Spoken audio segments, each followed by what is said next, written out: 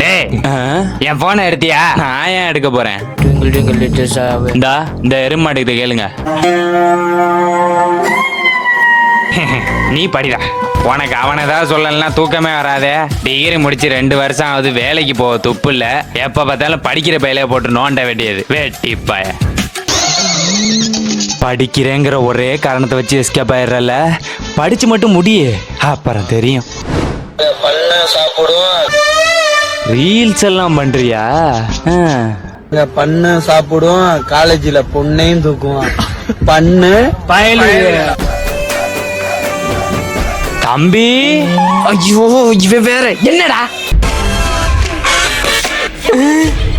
ப்ளீஸ்டா, அப்பாட்டும் சொல்லிடாதடா, உனக்கு கெஞ்சி கேக்குறேன்டா. தம்பி பாவம்ல. ஐயோ அப்பா, உன் நடிப்புல சிவாஜியே தோத்துருவாரா. சொன்ன அவனை உன்னை பொழந்துருவேன்டா.